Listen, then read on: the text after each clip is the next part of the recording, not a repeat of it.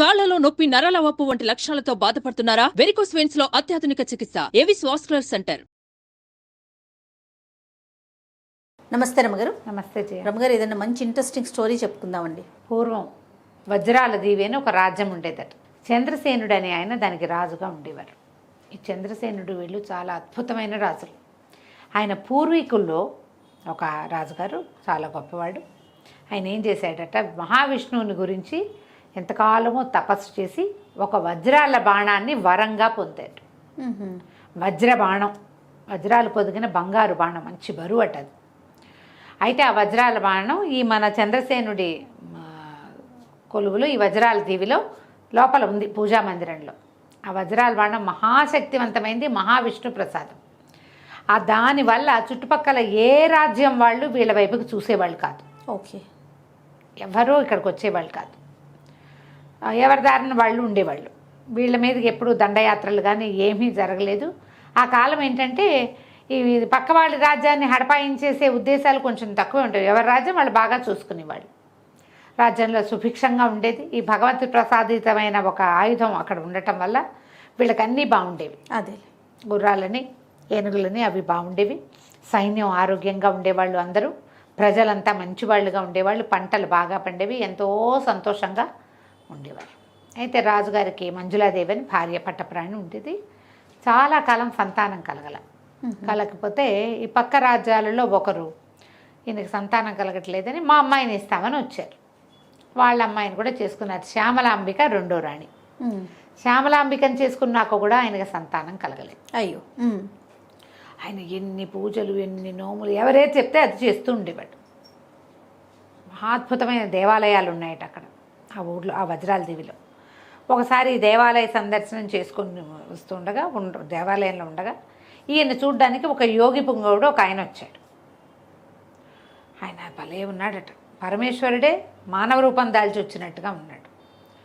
అప్పుడు ఈయన వెళ్ళి అంతకు ముందంతా ఏంటంటే సంతానం లేదు, ఇది ఒక సమస్యతో ఉన్నారు, వీళ్ళ తర్వాత వాళ్ళ వంశం వాళ్ళే కావాలి, అదే అందుకని చాలా ప్రయత్నాలు చేస్తున్నారు. యోగి మనం పిలవకుండా ఎవరైనా మన దగ్గరికి వస్తే అభ్యాగతులు, వాళ్ళంతటా వాళ్ళు వచ్చిన వాళ్ళు, వాళ్ళ వల్ల ఏదైనా వరం మనకి లభించవచ్చని భావించి ఈయన యోగి పుంగవుడిని విశేషంగా సేవించాడు. సంతానం కలగలేదు. మంజులాదేవికి లేరు, శ్యామలాంబికాదేవికి లేరు. ఏం చేయాలో తెలియట్లేదు. ఎన్ని రకాల పూజలు అవి చేస్తున్నామంటే అప్పుడు ఆయన చాలా తీవ్రంగా ఆలోచించి, మీ వంశంలో నాగదోషం ఉంది. ఓహో. పామును చంపిన దోషం ఉంటే ఇలా సంతానం కలగదు. ఈ పామును చంపిన దోష పరిహారార్థం చేయమన్నారు. ఎట్లా చేయమన్నారు? పాడ్యం నుంచి మొదలుపెట్టి 15 రోజుల పాటు కటిక నేల మీద పడుకుని ఒక్కపూటే అన్నం తిని బ్రహ్మచర్యాన్ని అవలంబించి అక్కడి నుంచి పుట్టలో పాలు పోసి పౌర్ణమి నాడు విశేషంగా చెప్పారు. ఈయన వెంటనే పౌర్ణమి పాడ్యం కోసం చూసి నెల మధ్యలో చెప్పారు. ఆ యోగి వీళ్ళ దగ్గరే ఉన్నాడు.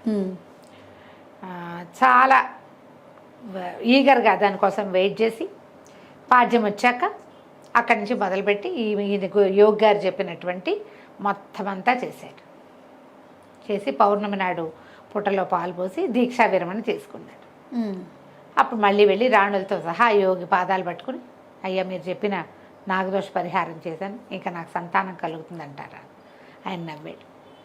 నాగదోషం పోవడానికి చెప్పే కానీ సంతానం అంత సులువుగా కలగదు రాజా. నీకు నీ సంతానం కలగాలంటే ఒక ప్రత్యేకమైన క్రియ చేయాలి, చాలా ప్రత్యేకమైనది. చేస్తావా అన్నాడు. చేస్తానంటే ఇక్కడికి 100 ఆమడల దూరంలో గంధమాదన పర్వతం ఉంది. 100 ఆమడలు అంటే అక్కడ దగ్గర దాపు కాదు, అది వెళ్ళాలి. ఆ గంధమాదన పర్వతం పక్కన అగాధమైన ఒక సరస్సు ఉంది. ఆ సరస్సులో ఒక పగడాల పడవ కనపడుతుంది.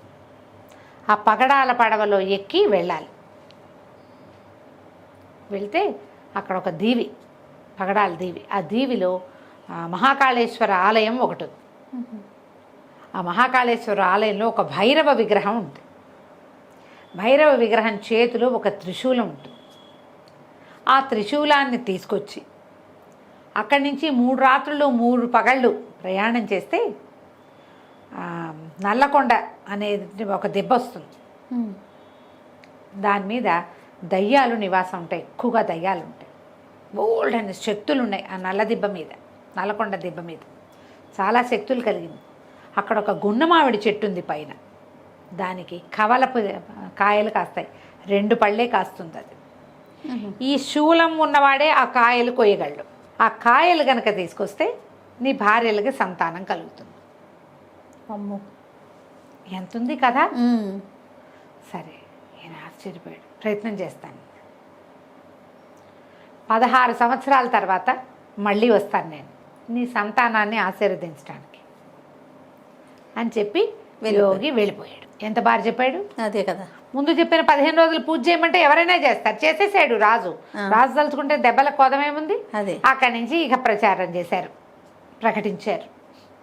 ఇలా వెళ్ళి ఈ జంట మామిడి పళ్ళని సాధించేవాడు ఎవడైనా ఉంటే గనక రండి అంటే ఎందరో మహావీరులు వచ్చారు. ఎవ్వరూ తిరిగి రాల. రోజులు గడిచిపోయినాయి. ఈయన వెళ్ళడా? ఈయన వెళ్ళడు, ఓ ఎవరైనా తెచ్చిపెట్టాలి అవి. ఓకే, ఈయన్ని వెళ్ళమనలా, తెస్తే చాలు, తెప్పించుకోమన్నాడు. సరే, నెలలు గడిచాయి, ఏడాది దగ్గర అయిపోతుంది. ఇప్పుడు సంతానం నాగదోషం ఉండి ఈ పండ్లు తెప్పిస్తే పిల్లలు పుట్టరు. నాగదోష పరిహారం ఏంది కాబట్టి పళ్ళు తెస్తే పిల్లలు పుడతారు. బాగా ఆలోచించి రాజుగారి సైన్యాధిపతి అయిన శూరసేనుడు మహావీరుడు, మామూలు వాడు కాదు. శూరసేనుడు నేను వెళ్ళి తెస్తానన్నాడు. సరే చూద్దాం అనుకున్నారు. శూరసేనుడు 3 నెలల గడువు, 3 నెలల లోపల రాగలిగితే వచ్చినట్టు. ఓకే, ఎందుకంటే గంధమాదన పర్వతానికి చేరటానికి నిలబడుతుంది, తిరిగి రావడానికి ఇంకో నిలబడుతుంది. మధ్యలో వ్యవహారం పగడాలు పడవ అదివి ఇదివి అంటే వాటందుకే టైం పట్టదు. 3 నెలలు చూడండి అని చెప్పాడు. శూరసేనుడు బయలుదేరాడు. ఓకే, నెల రోజులకి గంధమాదన పర్వతం పక్కనున్న అగాధమైన సరస్సు దగ్గరికి చేరాడు. తినక ఏదో దొరికింది తిని అన్ని రకాల అవకాశాలని ప్రయత్నం చేసుకుంటూ సరస్సు దగ్గర చేరాడు. ఇంతకుముందు వచ్చిన వాళ్ళు ఎవరు సరస్సు దాకా చేరారో లేదో ఎవరికి తెలియదు. మధ్యలోనే పోయారో ఏమైపోయారు. అక్కడి నుంచి ఆ సరస్సు దగ్గర నిలబడితే ఒక పగడపు కాంతిలో మెరిసిపోతున్న పడవ అక్కడ కనపడుతోంది. ఆ పడవ ఎట్టా వస్తుంది, అందులో మనిషి ఎవడూ లేడు. తన దాకా రావద్దు, రావాలిగా. చూస్తూ ఉండిపోయాడు, ఏం చేయాలో తెలియలే. యోగి ఏం చెప్పాడంటే ధైర్యే సాహసే లక్ష్మి, ధైర్యం ఉన్నవాడు వెళ్ళగలుగుతాడు. ఓహో, ప్రయత్నం ధైర్యం ఉన్నవాడు ఏం చేస్తాడు, ఇది మన వల్ల అవుతుంది ఏమవుతుంది అనుకోడు, ప్రయత్నిస్తాడు, ట్రై చేస్తాడు కదా. చూస్తుంటే ఆయనకి ఒక స్వరూపం, ఒక స్త్రీ స్వరూపం, ఒక ఆవిడ అక్కడక్కడ కనపడింది. ఈయన ఏం చేశాడు అని పిలిచి దగ్గరకు వచ్చి ఈ పడవలో ఎక్కాలి, ఎట్లా ఎక్కాలి అని అడిగాడు. ఆవిడేమంది, ధైర్యంగా ఎక్కాలి అని. ఆయనకంటే అమ్మ యోగి ఆదేశం కూడా అదే. ఆ పడవ ఏ రకంగా వస్తుందో తెలియటం లేదు, ఎవ్వరు నరమానవుడు అన్నవాడు లేడు, నువ్వు కనపడ్డావంటే. ఆవిడేమంది, ధైర్యంతో ఆలోచించు, ఏదైనా తట్టుతుందేమో నీకు అని చెప్పి, నేను ఒక గంధర్వ కాంతని ఈ నదిలో తిరుగుతూ ఉంటాను, నేను నీకే సహాయము చేయలేను, ధైర్యంతో ఆలోచించు, పని చేయాలన్న ఉద్దేశంతో ఆలోచించు, తట్టుతుంది అని చెప్పి వెళ్ళిపోయింది. ఆలోచిస్తుంటే తడుతుంది అనాలి, తట్టుతుంది అందేమిటి, తట్టు అనేది వినపడింది. ఏం చేశాడు అని చప్పట్లు కొట్టేసరికి రయ్యమని దూసుకొచ్చేసింది పడవ. ఒక్కటే పరుగుతో వచ్చేసరికల్లా తెలిసింది. ఓకే, కూర్చున్నాడు. పెద్ద పగడాలతోటి వరుసగా పేర్చబడి నిర్మించబడింది అది. లోపల ఒక బంగారపు సింహాసనం ఉంది, అందులోకి ఎక్కితే ఎవ్వరు లేరు. సరస్సు ప్రశాంతంగా ఉంది. ఎక్కి కూర్చున్నాడు. ఏం చెప్పాలి, ఏం చెయ్యాలి, దాంట్లో సాధనాలు ఏం లేవు. దండం పెట్టుకున్నాడు, నమస్కారం చేసుకుని పగడాల దేవికి వెళ్ళాలి. ఆనంగానే ఒకటే రయ్యమని వెళ్ళిపోయింది. ఓ, అక్కడి దాకా వెళ్ళిపోయింది. దిగితే ఏముంది, పెద్ద దేవి, ఎక్కడ నరమానవుడు లేడు, ఖాళీగా ఉంది. పైకెక్కాడు, నడవటం మొదలుపెట్టాడు. నడవగా తిరగ్గా పెద్ద దేవాలయము, దాని ముందు సరస్సు కనపడింది. పురాతనమైన దేవాలయం. లోపలికి వెళ్తే ఒక పక్కన శివలింగం కనపడింది. కాసిన సరస్సులోంచి నీళ్లు తీసుకెళ్ళి శివలింగం మీద పోసి దండం పెట్టుకున్నాడు. రెండో పక్కన బ్రహ్మాండమైన భైరవుడి విగ్రహం ఉంది. ఎంత పెద్ద విగ్రహమో, శూలం పట్టుకుని ఉన్నాడు. మనకేం కావాలి? భైరవుడి చేతిలో శూలం. ఈ శూలం ఎలా వస్తుంది? ఎంత ప్రయత్నించాడు. సరే అట్లా కాదు, భైరవారాధన చేద్దామని ఆ ప్రాంతాల్లో వాళ్ళకి అందరికీ భైరవ మంత్రం ఉంది. భైరవుడు, కాలభైరవుడు, తర్వాత ఏమో వీరభద్రుడు, ఈ మంత్రాలు ఇట్లా సైన్యాధిపతులుగా వాళ్ళుగా ఉన్న వాళ్ళకు ఉంటాయి. ఓహో. యుద్ధ విద్యలు నేర్చుకునే వాళ్ళకి భైరవ సహాయం కావాలి యుద్ధాల్లో. అదే. ఆయన కూర్చుని 3 రోజుల పాటు భైరవ జపం చేసుకున్నాడు. ఆ దీవిలో ఏవో పళ్ళో గిళ్ళో ఉన్నాయి. ఆ సరస్సులో నీళ్ళు తాగాడు, పళ్ళు తిన్నాడు, ఇక్కడ కూర్చున్నాడు. 3 రోజులు చేసిన భైరవుడు కళ్ళు తెరవల. అలాగే ఉంది విగ్రహం. ఏం చేయాలో తెలియలే. అప్పుడు అతనికి ఏమనిపించింది, పడవ రానప్పుడు ఆవిడ తట్టు అంది. తట్టేం కదా, తడితే వస్తుందేమో అనుకున్నాడు. భైరవుడు ఎదురుగుండా నిలబడి ఏం చేశాడు, చేతులు తట్టాడు. తట్టంగానే ఇట్లా ఉన్న భైరవుడి విగ్రహం నిప్పులు కక్కుతూ కళ్ళు తెరిచేసింది. ఎర్రగా ఉన్నాయి కళ్ళు. చేతిలో త్రిశూలం ఉంది కదా, ఒక అడుగు ఉగ్రంగా ఒక అడుగు ముందుకేసాడు. వేసి త్రిశూలాన్ని విసిరేశాడు. భైరవుడు విసిరేస్తే ఏమైంది, ఇతను ఎక్కడి నుంచున్నాడు, సూరసేనుడు ఎదురుగుండా నించున్నాడు. సూరసేనుడి గుండెల్లో గుచ్చుకుపోయింది. పెద్ద పొలికి ఎక్కబెట్టి పడిపోయాడు. అయ్యో. అయిపోయింది. ఇంత ప్రయత్నం చేసి వచ్చిన సూరసేనుడు భైరవుడు ఎదురుగుండా నుంచోకుండా పక్కన నుంచుని ఉంటే ఏమయ్యేది, ఈ భైరవుడికి ఆపోజిట్లో బయట పెద్ద జమి చెట్టు ఉంది. ఈ త్రిశూలం వెళ్ళి జమి చెట్లో గుచ్చుకునేది, అతను తీసుకునే పని. కానీ ఇతను పొరపాటు ఏం చేశాడు, ఎదురుగుండా నుంచున్నాడు. భైరవ మంత్రంతో భైరవుడు లేవడానికి సిద్ధంగా ఉన్నాడు, అడగటమే ఆలస్యం. ఆ పక్కన నుంచి ఉంటుంటే వచ్చేసేది. అయ్యో. గుండెల్లో గుచ్చుపోయింది. ఇంకేముంది, పడిపోయాడు. కథ అయిపోయింది. ఇక ఈ నెలలు గడిచినాయి, ఇతను రాలా. సూరసేనుడు రాలేదు. ఎక్కడ రాలిపోయాడో తెలియలా. ఏం జరిగిందో వాళ్ళకి తెలియదు. ఈ కథ అంతా మనం చెప్పుకుంటున్నాం, రాజుకు తెలియదు కదా. చంద్రసేనుడికి ఇందులో ఇసుమంత కూడా తెలియదు. ఆయన చాలా దిగులు పడిపోయాడు, ఏం చేయాలో తెలియలే. ఒకరోజు శివాలయానికి వెళ్ళి వస్తూ ఉంటే ఆయనకి ఎవరో ఒక మహావీరుడు ఒక అతను కలవడానికి వచ్చాడు అని చెప్పారు. వీరభద్రావతారంలాగా ఉన్నాడు వచ్చినవాడు. మహావీరుడు, ప్రచండు అతని పేరు. ఏమన్నాడు, మహారాజా మీరు జంట మామిడి పళ్ళ కోసం ఎదురు చూస్తున్నారని నాకు తెలుసు. అక్కడికి వెళ్ళి ఆ పళ్ళు నేను తెచ్చిస్తాను. ఒక కోరిక తీర్చాలి నాది, నేను చేస్తాను ఈ పని అని చెప్పాడు. చెప్పేసరికల్లా రాజు అన్నాడు, కోరిక సరేనని, కాకపోతే తమ దగ్గర ఏమిటి, అద్భుతమైన వజ్రాల బాణం ఉంది, ఎవరైనా అది అడగచ్చు వరంగా, అందుకని వజ్రాల బాణం తప్ప నువ్వు ఏది అడిగినా తీరుస్తానన్నాడు. అలాగే అడుగుతాను, ముందు మీకు పళ్ళు తెచ్చిపెట్టాక కనిపిస్తానన్నాడు. ఆ మహావీరుడుగా కనపడుతున్న ప్రచండు వెళ్ళిపోయాడు. అతను గంధమాదన పర్వతం చేరాడు, అగాధమైన సరస్సు చేరాడు, చప్పట్లు కొట్టి పగడాల పడవని పిలిపించాడు, అందులో ఎక్కాడు, పగడాల దీవి చేరాడు, దీవిలోకి చేరి మహాకాళేశ్వర ఆలయానికి వెళ్ళాడు. వెళ్ళాకేముంది, ఈయనేమి భైరవుడిని ప్రసన్నం చేసుకోకర్లా, త్రిశూలం సిద్ధంగా ఉంది అక్కడ రెడీగా ఉంది కదా. అయ్యో. పక్కపక్క నవ్వుతూ ఆ సూరసేనుడి శరీరంలో గుచ్చుకుని ఉన్న త్రిశూలాన్ని పైకి లాక్కుని బయలుదేరి ఇక వెళ్ళడం మొదలుపెట్టాడు. ఆ దిబ్బ దగ్గరికి బయలుదేరాడు. ఈయన జంట మామిడి పళ్ళు దొరికాయా లేదా అనేది ప్రచండు అనే మహావీరుడు వెళ్ళాడు. వెళ్ళి సూరసేనుడు చనిపోయి ఉన్న అతని శరీరంలోంచి శూలాన్ని తీసుకుని బయలుదేరాడు. నల్లదిబ్బ, నల్లకొండ దిబ్బకి వెళ్ళాలి. నల్లకొండ దిబ్బలో ఆ కొండ మీద ఒక గుణమావిడి చెట్టు ఉంది, దానికి 2 పళ్ళు ఉంటాయి. ఓకే, అవి పట్టుకురావాలి. ఇది పూర్తిగా దయ్యాలతోటి నిండి ఉండే కొండ. ఆ పిశాచాలన్నీ కూడా ఆ జంట మామిడి పళ్ళు విపరీతమైన మంత్రశక్తిని పెంచేవి. ఓకే. ఆ కాయల కోసం ప్రయత్నం చేస్తాయి. ఆ కాయల కోసం ఎవరైనా వస్తే వాళ్ళని పీక్కు తింటాయి. ఇతను ఆ దారిలో వెళ్ళడం మొదలుపెట్టాడు. ఓకే.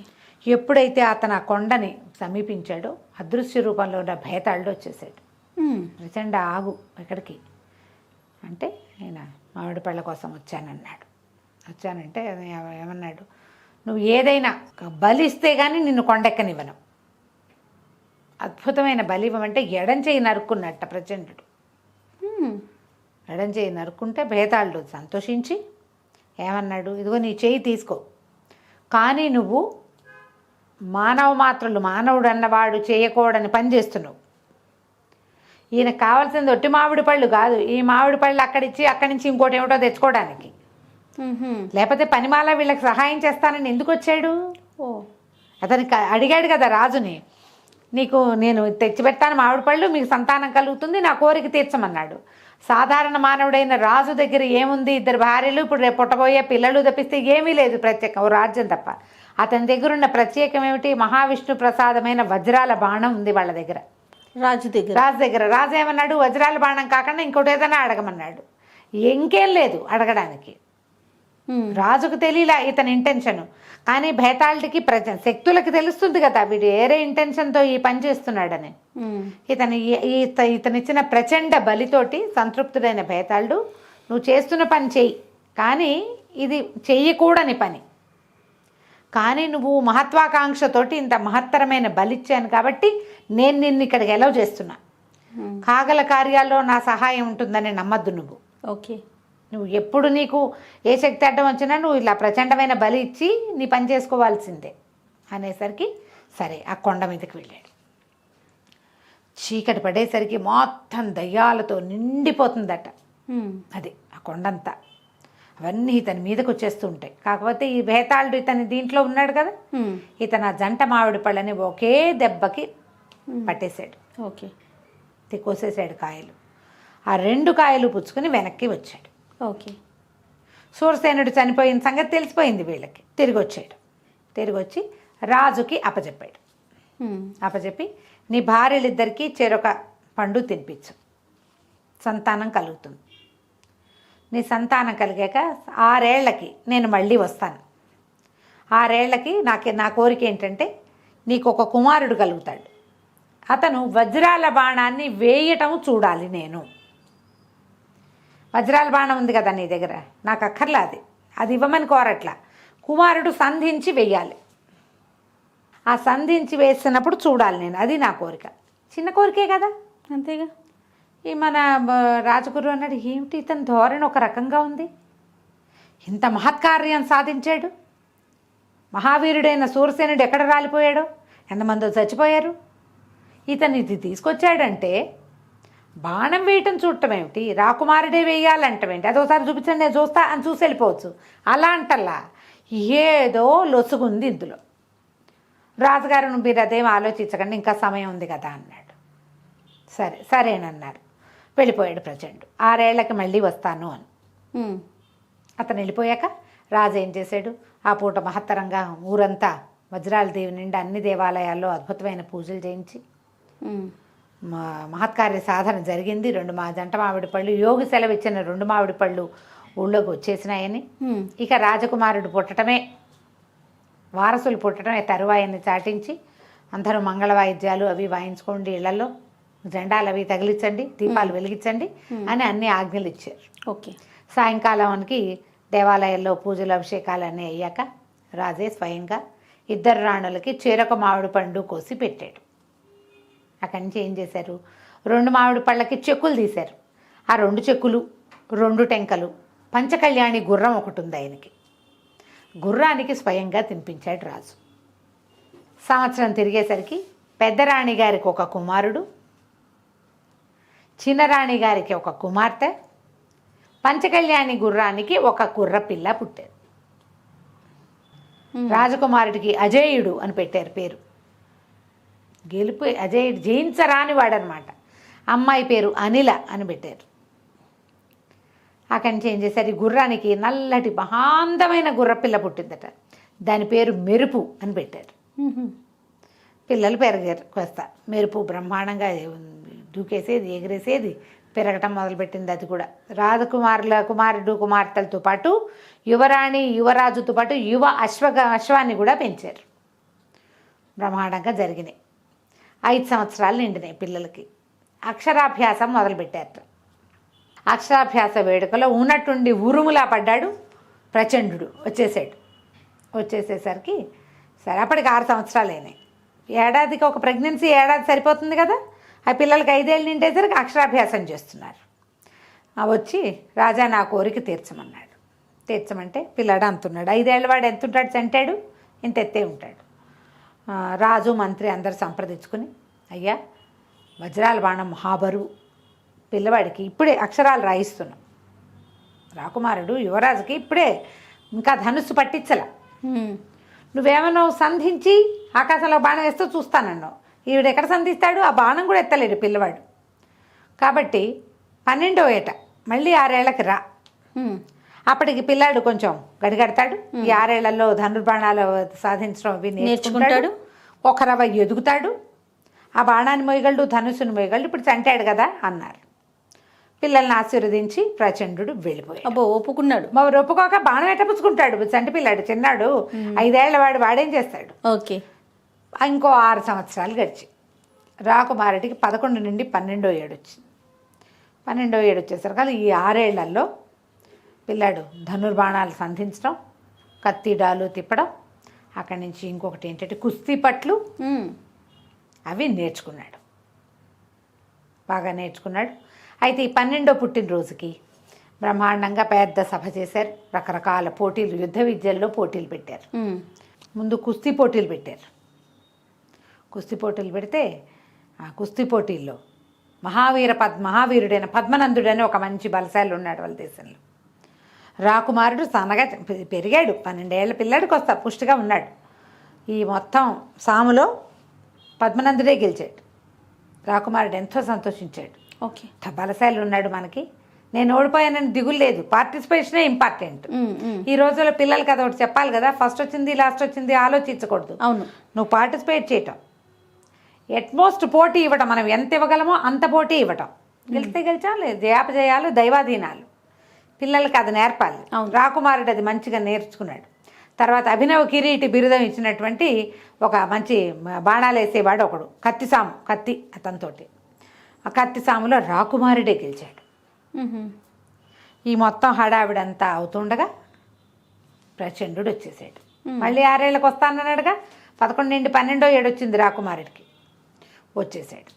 రావటం ఏమిటి, పిల్లని ఆశీర్వదించాడు. పిల్లకేసి తదేకంగా చూశాడు. పిల్ల కూడా పెరిగింది. 12వ ఏడు వచ్చింది కదా, ట్విన్స్ కదా, ఒకసారే పుట్టారు కదా. సరే ఏమన్నాడు, నా కోరిక తీరుస్తావా రాజా అన్నాడు. తప్పకుండా తీరుస్తానని. ఆ దేశంలో ప్రజలందరూ కూడా చాలా ఉత్సాహంగా ఉన్నారు. వాళ్ళల్లో ఎవ్వరూ ఆ బాణాన్ని ఏనాడు చూడలే. ఆ వజ్రాల బాణం వాళ్ళకి ఎక్కడుంది? పూజా మందిరంలో ఉంటుంది. ఓకే, ఎవరు చూస్తారు? రాజు కూడా రోజుకోసారి ఊరికే దూరం నుంచి చూస్తాడు. దాన్ని ముట్టుకుని ఎత్తుకుని పట్టుకుని చూడ్డు. పిల్లాడి ఇప్పటిదాకా కంటితో చూడలేదు దాన్ని తీసుకొచ్చారు. బ్రహ్మాండమైన ధనస్సు తెప్పించారు. ఎప్పుడైతే ఆ బాణాన్ని తేగానే ఆ ప్రచండుడి మొహంలో తేడా చూసేసరికల్లా రాజగురువు శ్రీకాంత శర్మకి అనుమానం వచ్చింది. ఏమిటి తన ధోరణిలో ఒక రకమైన మార్పు వచ్చింది. దాన్ని చూసేసరికల్లా అతని నరాలు ఉప్పొంగటం, మొహం ఇట్లా భీషణంగా తేతేతే అన్నట్టు చంద్రముఖి అయ్యాడనమాట. భయం వేసింది దీనికి. ఏమిటి ఇది, ఇతనిలో ఇలాంటి మార్పు ఉంది అని, వద్దు వద్దు వద్దు ఈ పని చెయ్యొద్దు, ఇంకా సమయం అడుగుదాం, ఒక 6 నెలలు, ఒక 5, 4 ఏళ్ళు, 16 ఏళ్ళు రానిమందాం అని పదే చెప్పాడు. చెప్పినా సరే రాజు ఒప్పుకోవాలి. బాణం వేస్తే చూస్తానన్నాడు. అంతే కదా, ఇచ్చిన మాట ఎట్లా తీరుకుంటాం? ఓసారి తీరుకున్నాం, రెండోసారి కూడా తీరుకోవచ్చా? మాట తీరకూడదు కదా మనం అని, నాయన ఏమంటామంటే అట్లాగే తండ్రి చేస్తానన్నాడు. బాణం పట్టుకొచ్చారు. పిల్లవాడు దానికి దండం పెట్టుకున్నాడు. అక్కడి నుంచి కాలు వెనక్కి పెట్టి, అది బరువు బాణం. మామూలు బాణాలు ఈకల్లా ఉంటాయి, సన్నగా ఉంటాయి, బద్దీలే కదా, మంచి బరువు. అది బంగారు బాణం. దానికి వజ్రాలు తాపి ఉన్నాయి. వెనకాల భాగంలో ఇట్లా ఉంటుంది కదా బాణాలకి, యారోకి వెనక భాగం, ఆ వెనక భాగం అంతా వజ్రాలు. ఈ బంగారపు బాణం మీద ఇట్లా వరుసగా వజ్రాలు ఉన్నాయి. కొసకి ఒక సన్నటి వజ్రపు పొడి ముక్కని ఏదో అతికినట్టుంది. మెరిసిపోతోంది అది. అంత దివ్యమైన బాణాన్ని కంటితో చూడటంతో ప్రజలు ఎంతో సంతోషించేశారు. ఏ తరంలోనూ బాణాన్ని ఎక్కుపెట్టిన వాడే లేడు. చిన్నపిల్లాడికి అవకాశం వచ్చింది. ఓకే. చాలా సంతోషంగా ఉన్నారు. అయితే ఏమైంది, ఒక గరుడ పక్షి వెళ్తోంది పైన. రాకుమార ఆ పక్షి మీదకి సంధించు బాణం అన్నాడు. పిల్లవాడు కాలు వెనక పెట్టి గట్టిగా లాగి వేసాడు.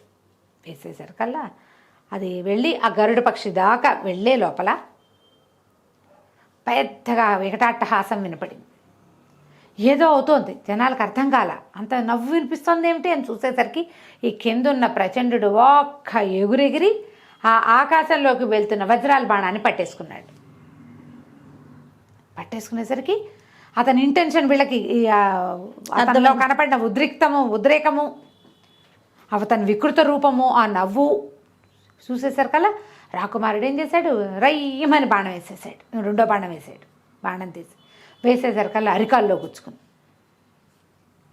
దులిపేశాడు బాణాన్ని. వాడు బాణమే నా ఆయుధం, నేను తీసుకెళ్ళిపోతున్నాను అన్నాడు. అనేసరికి ప్రజలంతా హాహాకారాలు చేశారు. రాజుగారు లబోదిపోమన్నాడు. పిల్లాడు ఇంకో బాణం వేశాడు. అర్ధచంద్రాకార బాణం వేసి కొట్టేశాడు. డొక్కలో దిగింది. ఆకాశం నుంచి నెత్తురు కురిసిందిట కిందకి. మరి డొక్కల్లో బాణం దిగితే ఏమవుతుంది? ఆ బాణం తిప్పి విరిచి వెనక్కి విసిరేసి, రాజా, ఈ బాణం కోసమే అంత ప్రయత్నం చేసి నీకు సంతానం కలిగేలాగా చేశాను. దీన్ని వెనక్కి ఇచ్చే ఉద్దేశం లేదు నాకు. నువ్వు బాణం కాకుండా, నేను బాణమే అడగాలనుకున్నాను, నువ్వు బాణం కాకుండా ఏదైనా అడగమన్నావు. అందుకని సంధించే ఏర్పాటు చేశాను. ఇప్పుడు ఇది నువ్వు ఇచ్చినట్టు కాదు, నేను తీసుకున్నట్టు కాదు. అక్కడి నుంచి ఏమన్నాడు, అజయ్య, నీ దెబ్బని మాత్రం మర్చిపోను, నేను ఇంతకింత బదులిస్తానని చెప్పి మాయమైపోయాడు. అయ్యో. అతను మాయమవుతున్నప్పుడు కూడా కొంత మేర నెత్తురు కురిసింది. అంటే ఆ వైపుగా వెళ్ళాడనమాట. తర్వాత కనపడలే. ప్రజలు ఆకారాలు చేశారు. కొంతమంది ఏడ్చారు. కొంతమంది అది చూసిన దానికి స్టాంపింగ్స్ చేసుకున్నారు. నెత్తురు కక్కుకున్న వాళ్ళు కొంతమంది. రాణిగారులు ఇద్దరు నెత్తి మీద చేతులు పెట్టి కూర్చున్నారు. బాణం పోయింది, ఇంకేముంది. శ్రీకాంత్ శర్మ, అయ్యో నేను చెప్పాను కదా, ఇంత పని చేసేసాం మనం అన్నాడు. అక్కడి నుంచి హుటాహుటిన ప్రజలందరినీ ఇళ్ళకి పంపేశారు. వీళ్ళు మీటింగ్ పెట్టుకుని అజేయుడి మీదకి వస్తాడు ఖచ్చితంగా, కాబట్టి అజేయుడిని ఇంకా కనపడినివ్వకూడదు అని చెప్పి ముందు గెలిచిన వాడు ఓడిపోయిన వాడు ఇద్దరు వీరున్నారు. మహాపద్మనందుడు ఒకడు, తర్వాత అభినవ్ కిరీటి బిరుదం ఉన్నటువంటి ధనుర్ధారి ఒకడు, అభినవ్ గుప్తుడు ఏదో అతని పేరు. వీళ్ళిద్దరిని పిలవండి, వీళ్ళు రాకుమారుడితో పాటు ఉంటారు. మెరుపును కూడా పంపించేసేయండి. రాకుమార్తె బిళ్ళే మన అంతఃపురంలో ఉంటుంది. రాకుమారుడు విద్యలు నేర్చుకుంటాడు. వీడిని ఎదుర్కోవాలంటే మరిన్ని విద్యలు కావాలిగా, ఎన్నో విద్యలు కావాలంటే ఖచ్చితంగా మనం పిల్లవాడిని కాపాడాలి అని చెప్పి వెంటనే మన సైనిక బలం ఎంత ఉంది, ఎవరెవరు ఎంత ఉన్నారు, ఎప్పుడైతే ఈ బాణం బయటికి వెళ్ళిపోయింది అన్న మాట తెలుస్తుందో శత్రువులు వచ్చేస్తారు మన మీదకి. వాళ్ళు రాకుండా మొత్తం కట్టడి చేసుకున్నారు. అన్ని వైపులా వాళ్ళ పరిధులన్నీ జాగ్రత్త చేసుకున్నారు. మరి జాగ్రత్త పడాలి కదా, దాన్ని ఏమంటారు, సీమాంతంలో ఈ వీళ్ళ సరిహద్దుల దగ్గర అక్కడ బలం పెంచారు. అక్కడి నుంచి కోట గోడలు ఎక్కడెక్కడ సరిగ్గా లేవో అవన్నీ రిపేర్లు చేసుకున్నారు. ఈ కత్తి సాము, ధనుర్బాణాలతో యుద్ధం చేసేవాడు అదే ధానుష్కుడు, తర్వాత కొంతమంది కుస్తీ పట్ల వాళ్ళు, ఒక 3-4 అద్భుతమైన గురువుల్ని పెద్ద పెద్ద జీతాలతోటి రాకుమారుడితో పాటు ఒక ప్రత్యేకమైన దుర్గానికి తరలించేశారు. కుమారుడు ఎక్కడున్నాడో ఎవరికీ తెలియదు. వాళ్ళతో పాటు శ్రీకాంత్ శర్మ గారు కూడా వెళ్ళిపోయాడు. రాజగురువు కూడా వెళ్ళిపోయాడు. ఓకే. పిల్లడితో పాటే ఉండడానికి. రాకుమార్తెను ఇక్కడే ఉంచుకున్నారు. 4 సంవత్సరాలు గడిచాయి. రాకుమార్తె చక్కగా 64 విద్యలు నేర్చుకుంది, అన్నీ చదువుకుంది చక్కగా. మెరుపు కూడా చాలా బ్రహ్మాండంగా తయారైంది. 16 ఏళ్ళు వచ్చినాయి మెరుపుకు కూడా. చాలా బలమైన గుర్రం అది.